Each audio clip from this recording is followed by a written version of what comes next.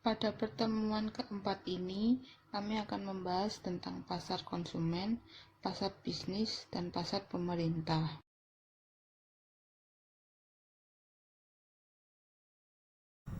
Apa yang mempengaruhi perilaku konsumen? Perilaku konsumen sendiri adalah studi tentang bagaimana individu, kelompok, dan organisasi memilih, membeli, menggunakan, dan bagaimana barang dan jasa, ide, untuk memuaskan kebutuhan dan keinginan mereka. Perilaku pembelian konsumen dipengaruhi oleh yang pertama yaitu faktor budaya. Budaya sendiri adalah determinasi dasar keinginan dan perilaku konsumen. Contohnya saja, seorang anak yang tumbuh di negara lain mungkin mempunyai pandangan yang berbeda tentang diri sendiri, hubungan dengan orang lain, dan ritual. Untuk faktor yang kedua adalah faktor sosial. Faktor sosial meliputi kelompok referensi, keluarga, peran sosial, status mempengaruhi perilaku pembelian. Kelompok referensi. Kelompok referensi adalah semua kelompok yang mempunyai pengaruh langsung atau tatap muka atau tidak langsung terhadap sikap atau perilaku orang tersebut. Keluarga. Keluarga adalah organisasi pembelian konsumen yang paling penting dalam masyarakat. Dan anggota keluarga mempresentasikan kelompok referensi utama yang paling mempengaruhi. Kemudian peran dan status. Peran sendiri adalah kegiatan yang diharapkan dapat dilakukan perseorangan. Dari peran dan status, orang memilih produk yang mencerminkan dan mengomunikasikan peran mereka serta status aktual atau status yang diinginkan dalam masyarakat. Kemudian faktor yang ketiga yaitu faktor pribadi. Faktor pribadi meliputi usia dan tahap dalam siklus hidup pembeli, pekerjaan dan keadaan ekonomi, kepribadian dan konsep, serta gaya hidup dan nilai. Yang pertama ada motivasi. Di motivasi sendiri ada menurut beberapa teori, yaitu teori Freud, teori Maslow, dan teori Herzberg. Yang pertama teori Freud, bahwa kekuatan psikologi yang membentuk perilaku seseorang sebagian besar adalah ketidaksadaran dan bahwa seseorang tidak dapat memahami secara penuh motivasi sendiri. Kemudian teori Maslow, bahwa kebutuhan manusia diatur dalam hierarki dari yang paling menekan sampai dengan paling yang tidak menekan. Kebutuhan psikologi, kebutuhan keamanan, kebutuhan sosial, kebutuhan akan penghargaan, dan kebutuhan aktualisasi diri. Kemudian teori Herzberg mempunyai dua implikasi. Yang pertama, penjual seharusnya melakukan yang terbaik untuk menghindari ketidakpuasan. Yang kedua, penjual harus mengidentifikasi setiap kepuasan atau inovator utama pembelian di pasar dan kemudian memasok mereka. Yang kedua, persepsi. Persepsi di sini ada 4 poin. Yang pertama, atensi selektif. Atensi selektif adalah pemasaran harus bekerja keras untuk menarik atensi konsumen. Yang kedua, distorsi selektif. Distorsi selektif adalah kecenderungan untuk menerjemahkan informasi dengan cara yang sesuai dengan konsepsi awal kita. Yang ketiga yaitu retensi selektif. Mengingatkan poin bagus tentang sebuah produk yang kita sukai dan melupakan poin bagus tentang produk persaing. Dan yang terakhir yaitu persepsi bawah sadar, merupakan sebuah topik yang telah mempesona banyak pasar selama beberapa abad. Selanjutnya, pembayaran. Pembayaran adalah mendorong perubahan dalam perilaku kita yang timbul dari pengalaman. Selanjutnya, memori. Memori di sini ada dua, yaitu memori jangka pendek dan memori jangka panjang. Memori jangka pendek adalah penyimpanan informasi temporer dan terbatas. Kemudian kalau memori jangka panjang adalah penyampaian yang lebih permanen dan pada dasarnya tak terbatas. Yang pertama, pengenalan masalah, yaitu pemasok harus mengidentifikasi keadaan yang memicu kebutuhan tertentu dengan mengumpulkan informasi dari sejumlah konsumen. Yang kedua adalah mencari informasi. dari sumber informasi. Sumber informasi dapat berupa dari pribadi, komersial, publik, dan eksperimental. Dari pribadi sendiri ada dari keluarga, teman, tetangga, dan rekan. Dari komersial ada iklan, situs web, waraniaga, penyalur kemasan, dan tampilan. Dari publik adanya media massa, organisasi peringkat konsumen. Dari eksperimental adanya penanganan, pemeriksaan, dan penggunaan produk. Kemudian dinamika pencarian adalah melalui pengumpulan informasi, konsumen mempelajari merek pesaing dan fitur mereka. Ketiga adalah evaluasi alternatif, yaitu dari keyakinan dan sikap. Keyakinan sendiri adalah pemikiran deskriptif yang dipegang seseorang tentang sesuatu. Kemudian sikap sendiri adalah evaluasi dalam waktu lama tentang yang disukai atau yang tidak disukai seseorang, perasaan emosional, dan kecenderungan tindakan terhadap beberapa objek atau ide. Kemudian modal ekspektasi nilai adalah pembentukan sikap menduga bahwa konsumen mengevaluasi produk dan jasa dengan menggabungkan keyakinan merek positif dan negatif terhadap arti pentingnya. Keempat, keputusan pembelian, yaitu model non-kompensatoris dari pilihan konsumen. Adalah hal-hal yang dianggap baik untuk sebuah produk dapat membantu menutup hal-hal yang dianggap buruk. Kemudian faktor mengintervensi, adanya maksud pembelian dan keputusan pembelian. Yang berikutnya adalah nomor 5, perilaku pasca pembelian, yaitu kepuasan pasca pembelian. Adalah fungsi kedekatan antara harapan dan kinerja anggapan produk. Kemudian tindakan pasca pembelian, yaitu pelanggan puas akan mengatakan hal-hal baik tentang merek. Jika pelanggan tidak puas, akan mengabaikan atau mengembalikan produk. Kemudian penggunaan dan penyingkiran, yaitu meningkatkan frekuensi penggunaan produk terjadi ketika persepsi konsumen tentang penggunaan mereka berbeda dari kenyataannya. Teori lain tentang pengambilan keputusan konsumen. Yang pertama adalah tingkat keterlibatan konsumen. Tingkat keterlibatan konsumen dibagi menjadi 3. Yang pertama, model kemungkinan elaborasi. Model ini banyak dipakai mengenai formasi dan perubahan sikap, menggambarkan bagaimana konsumen membuat nilai, baik dalam keadaan keterlibatan rendah maupun tinggi. Ada 2 alat persuasi dalam model mereka. Yang pertama, rute pusat, di mana formasi atau perubahan sikap merangsang banyak pikiran dan berdasarkan pertimbangan cermat dan rasional tentang informasi produk terpenting. Yang kedua, rute periferal atau tepi, di mana formasi atau perubahan sikap mendorong jauh lebih sedikit pikiran dan berasal dari asosiasi merek dengan pertanda periferal positif maupun negatif. Yang kedua, strategi pemasaran keterlibatan rendah. Pemasaran menggunakan untuk mencoba mengubah produk keterlibatan rendah menjadi produk dengan keterlibatan yang lebih tinggi. Yang pertama, mereka dapat menghubungkan produk dengan jumlah isu yang terlibat. Kedua, mereka dapat menghubungkan produk dengan beberapa situasi. Ketiga, pemasar dapat merancang iklan untuk memicu emosi kuat yang berhubungan dengan nilai pribadi atau pertahanan ego. Yang keempat, pemasaran mungkin mengiklankan fitur penting. Kemudian yang ketiga, perilaku pembelian pencari keragaman. Beberapa situasi pembelian ditentukan karakternya dengan keterlibatan rendah, tetapi perbedaan mereknya signifikan. Di sini, konsumen sering melakukan banyak peralihan merek. Heuristik dan bias keputusan.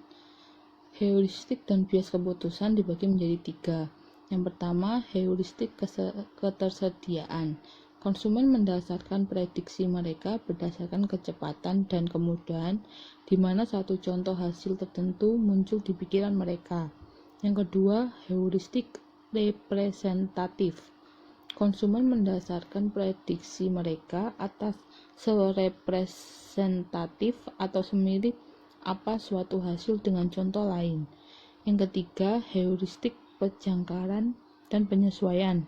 Konsumen sampai pada penilaian awal dan kemudian menyesuaikannya berdasarkan informasi tambahan. Yang terakhir, akuntansi mental. Mengacu pada cara konsumen mengkodekan, mengkategorikan, dan mengevaluasi hasil finansial dari pilihan. Inti akuntansi mental adalah kecenderungan untuk mengkategorikan dana atau item nilai meskipun tidak ada basis logika untuk kategorisasi itu. Menentukan profil proses keputusan pembelian pelanggan. Bagaimana pemasar mempelajari tahap-tahap dalam proses pembelian untuk produk mereka? Mereka dapat memikirkan bagaimana mereka sendiri akan bertindak. Dalam metode introspektif, mereka dapat mewawancara sejumlah kecil pembeli baru, meminta mereka mengingat kejadian yang menyebabkan mereka melakukan pembelian. Dalam metode retrospektif, mereka dapat menggunakan metode prospektif untuk menemukan konsumen yang berencana membeli produk dan meminta mereka menceritakan jalan pikiran dalam proses pembelian yang mereka lalui. Atau mereka dapat meminta konsumen menjelaskan cara ideal untuk membeli produk dalam metode preskriptif. Setiap metode menghasilkan gambaran langkah-langkah dalam proses.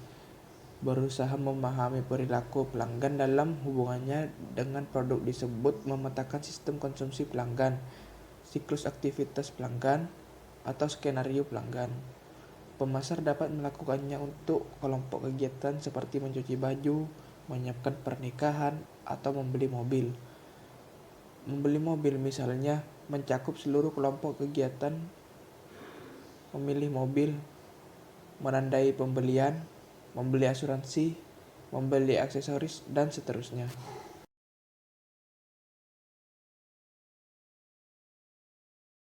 Pembelian organisasi. Menurut Webster dan Wynne, pembelian organisasi didefinisikan sebagai proses pengambilan keputusan di mana melalui proses ini organisasi formal menetapkan apakah mereka perlu membeli produk dan jasa dan mengidentifikasi, mengevaluasi, serta memilih antara merek dan pemasok yang ada. Pasar bisnis versus pasar konsumen. Apa yang dimaksud pasar bisnis? Tadi sudah dijelaskan di slide 9. Karakteristik dari pasar bisnis yang pertama itu pembeli yang lebih sedikit tetapi lebih besar. Pemasar bisnis biasanya berhubungan dengan pembeli yang jauh lebih sedikit tetapi jauh lebih besar dibandingkan pemasar konsumen, terutama dalam industri seperti mesin pesawat terbang dan senjata pertahanan. Yang kedua, hubungan pemasok pelanggan yang erat. Karena basis pelanggan yang lebih kecil serta pengaruh dan kekuatan pelanggan yang lebih besar, pemasok sering diharapkan bisa menyesuaikan penawaran merek dengan kebutuhan pelanggan bisnis secara individu. Yang ketiga, pembelian profesional. Barang-barang bisnis sering dibeli oleh agen pembelian yang sudah terlatih, yang harus mengikuti kebijakan, batasan, dan syarat pembelian organisasi mereka. Keempat, pengaruh pembelian berganda. Umumnya keputusan pembelian bisnis dipengaruhi lebih banyak orang. Komite pembelian terdiri dari ahli-ahli teknik dan bahkan manajemen senior menjadi pihak yang sering melakukan pembelian barang-barang utama. Yang kelima, panggilan penjualan berganda. Satu studi yang dilakukan McGraw-Hill menemukan bahwa diperlakukan 4-4,5 panggilan untuk menutup rata-rata penjualan industri. Yang keenam, permintaan turunan. Permintaan untuk barang bisnis pada dasarnya diturunkan dari permintaan barang konsumen. 7. Permintaan inelastis. Total permintaan untuk berbagai barang dan jasa bisnis bersifat inelastis, artinya tidak banyak dipengaruhi oleh perubahan harga. 8. Permintaan yang berfluktuasi. Permintaan barang dan jasa bisnis cenderung lebih tidak stabil dibandingkan permintaan barang dan jasa konsumen. 9. Pembeli yang terkonsentrasi secara geografis. Lebih dari setengah pembeli bisnis Amerika Serikat terkonsentrasi di 7 negara bagian, yaitu New York, California, Pennsylvania, Illinois, Ohio, New Jersey, dan Michigan. Konsentrasi produsen secara geografis membantu mengurangi biaya penjualan. Pada saat yang sama, pemasar bisnis harus mengamati perubahan regional dalam industri tertentu. 10. Pembelian langsung. Pembeli bisnis sering membeli langsung dari produsen dan tidak melalui perantara, terutama barang-barang yang rumit secara teknis dan mahal, seperti komputer mainframe, atau pesawat terbang. Situasi pembelian. Pembelian kembali langsung. Dalam pembelian kembali langsung, Departemen Pembelian memesan kembali persediaan seperti persediaan kantor dan bahan kimia curah secara rutin dan memilih pemasok dari daftar yang telah disetujui. Pemasok berusaha mempertahankan kualitas produk dan jasa dan sering menawarkan sistem pemesanan kembali otomatis untuk menghemat waktu. Pemasok luar berupaya menawarkan sesuatu yang baru atau mengeksploitasi ketidakpuasan dengan pemasok saat ini. Tujuan pemasok luar adalah mendapatkan pesanan kecil dan selanjutnya memperbesar pangsa pembelian mereka yang seiring berjalan waktu. Pembelian kembali modifikasi. Pembeli ingin memodifikasi spesifikasi produk, harga, kebutuhan pengiriman, atau syarat lain. Pembelian kembali modifikasi biasanya melibatkan peserta tambahan dari kedua belah pihak. Pemasok dalam menjadi gugup dan ingin melindungi akunnya. Pemasok luar melihat peluang untuk mengajukan penawaran yang lebih baik guna mendapat bisnis. Peserta proses pembelian bisnis. Yang pertama, pusat pembelian. Pusat pembelian terdiri atas 7 peran utama dalam pemilihan pemasok. Yang pertama, pencetus atau inisiator. Inisiator sendiri adalah pengguna atau orang lain dalam suatu organisasi tersebut yang meminta pembelian sesuatu. Yang kedua pengguna atau user. Pengguna atau user sendiri itu mereka yang menggunakan produk dari perusahaan tersebut. Dalam skala hal banyak pengguna mencetuskan proposal pembelian juga, dan juga bisa mendefinisikan persyaratan produk tersebut. Yang ketiga, pihak yang mempengaruhi atau influencer.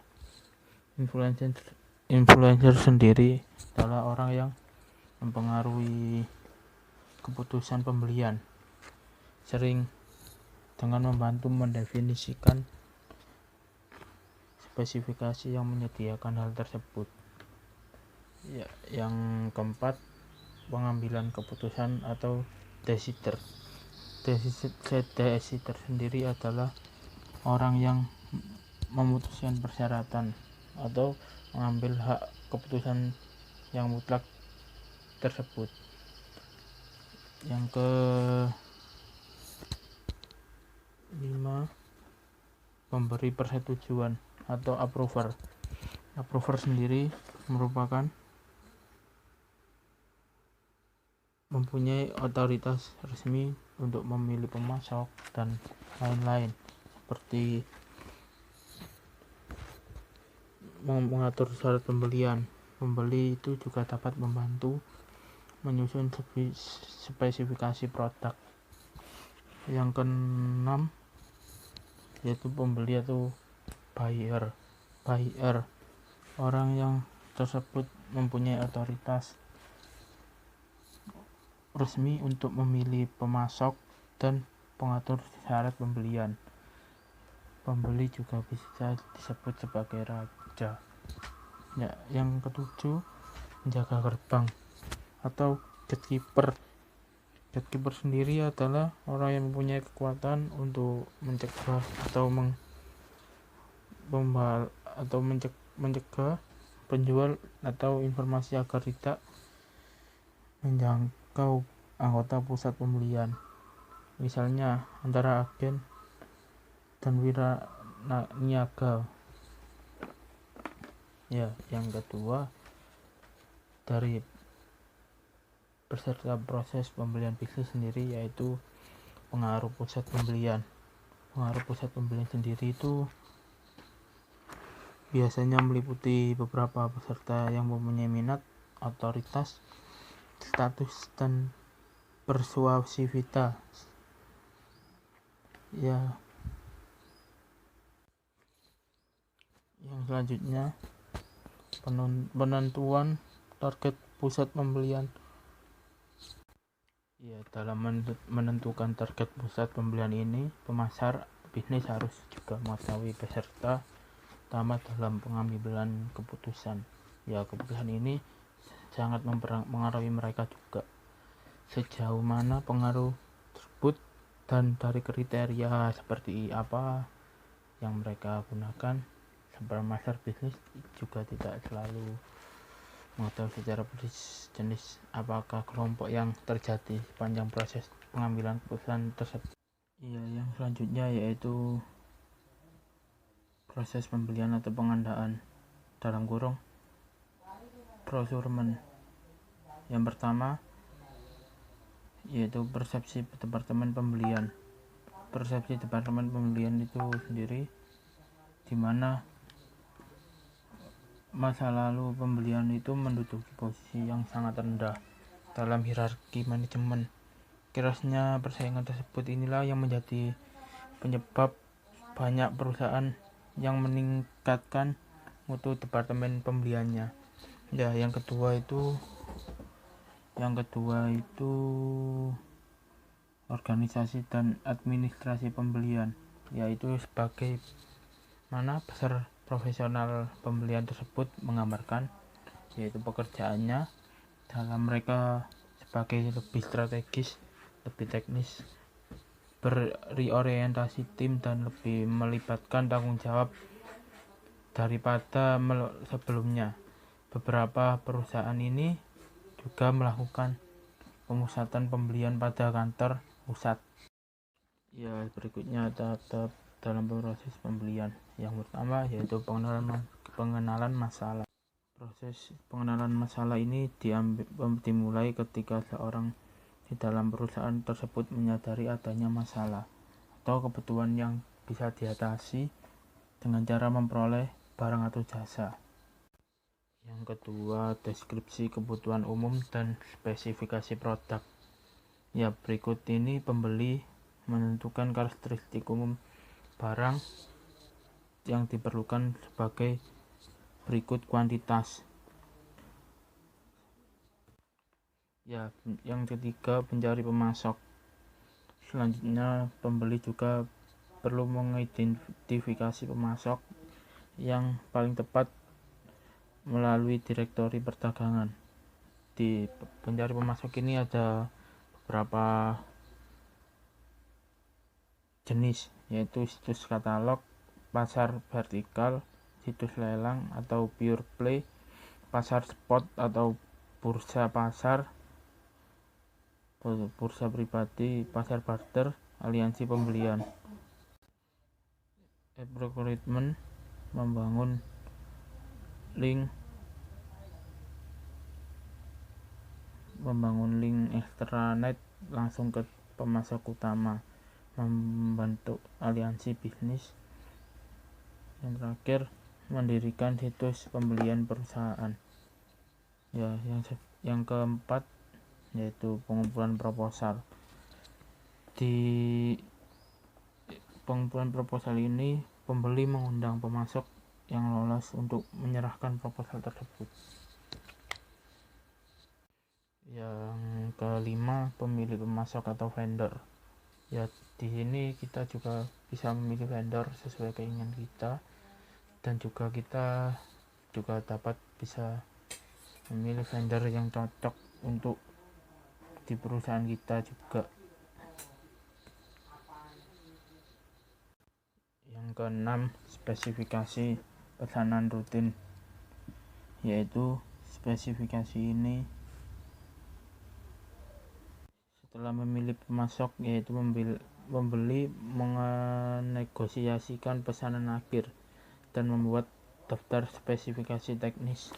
Ya, yang ketujuh yaitu tinjauan kerja. Pembeli meninjau kinerja pemasok terpilih secara berkala dan menggunakan salah satu 3 metode ini. Ya, slide selanjutnya yaitu mengelola hubungan pelanggan bisnis ke bisnis, yaitu ada 2. Yang pertama, manfaat koordinasi vertikal. Manfaat dari koordinasi vertikal sendiri itu yang pertama, tercapainya KIS atau koordinasi, integrasi, sinkronisasi, dan simplifikasi.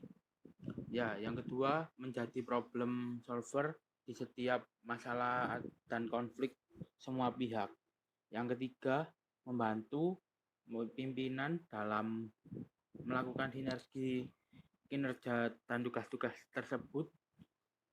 Yang keempat, mendukung pimpinan untuk mensinergikan dan mengatur perkembangan antara satu unit dan unit yang lainnya. Ya, yang berikutnya yaitu hubungan bisnis, resiko, dan oportunisme. Yang pertama, hubungan bisnis investasi. Investasi juga adalah pengeluaran yang dirancang untuk perusahaan tertentu dan mitra rantai nilai. Ya, investasi ini juga membantu nilai perusahaan menumbuhkan laba dan mencapai postingan mereka. Dan oportunisme sendiri itu adalah salah satu bentuk kecurangan dan pengurangan pasokan terhadap suatu kontak implisit atau eksplisit. Manfaat koordinasi vertikal. Koordinasi ini mendukung antara mitra pembelian dan penjual, sehingga mereka tidak hanya sekedar bertransaksi, tetapi terlibat dalam kegiatan menciptakan nilai yang lebih besar bagi kedua pihak. Pembeli dan pemasok dibedakan menjadi 4 faktor, yaitu ketersediaan alternatif, pentingnya pasokan, kompleksitas pasokan, dan dinamisme pasar pasokan. Nah, berdasarkan 4 faktor tersebut, pembeli dan pemasok digolongkan menjadi 8 kategori, yaitu pertama, pembelian dan penjualan, kedua, pembelian per elemen, ketiga, transaksi kontraktual, keempat, pasokan pelanggan, kelima, sistem kerjasama, keenam, kolaboratif, ketujuh, adaptif di kedua pihak, 8, pelanggan adalah raja. Meskipun demikian, seiring berjalannya waktu, peran dan sifat hubungan bisa berubah dan diaktifkan, tergantung pada berbagai keadaan. Hubungan bisnis, resiko, dan oportunisme. Koordinasi vertikal dapat memperkuat ikatan pelanggan dan penjual, tetapi pada saat yang sama dapat meningkatkan resiko terhadap investasi khusus pelanggan dan pemasok. Nah, apa sih investasi khusus itu? Jadi, investasi khusus adalah sebuah pengeluaran yang dirancang khusus untuk perusahaan dan mitra rantai nilai. Investasi ini juga membantu perusahaan menumbuhkan laba agar mencapai positioning mereka. Sedangkan, apa sih yang dimaksud dengan oportunisme? Oportunisme adalah salah satu bentuk kecurangan terhadap suatu kontrak implisit dan eksplisit. Oportunisme dapat menjadi masalah bagi sebuah perusahaan karena perusahaan harus mendedikasikan sumber daya untuk mengendalikan dan pengawasan yang sebenarnya dapat dialokasikan untuk tujuan yang lebih produktif.